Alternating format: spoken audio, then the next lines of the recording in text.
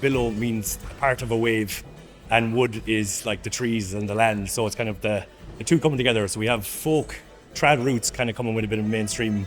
We'd be obviously steeped in trad, and our instrumentation would be trad. So we've got the harp, the mandolin, the keys, the fiddle. But some of our songs, you mightn't consider them fully trad, not fully folk. They might lean into the mainstream.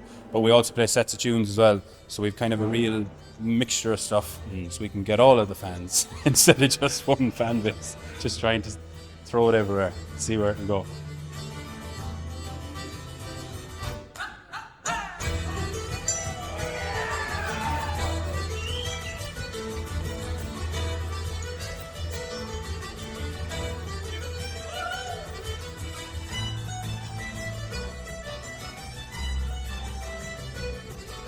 For trad music to survive, I think there needs to be a certain amount of evolution to it. But I also totally agree with the competitions like the Oireachtas and the Fleadh. I think they're super important as well. Like a lot of trad fiddle players now would be getting classical violin lessons as well. So like their technique is totally improving and totally changing, and that's evident in the competitions as well. Like even especially the slow airs at the Fleadh and that kind of stuff.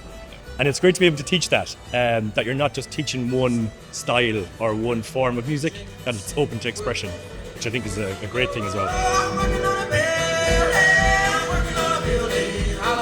Working on a building,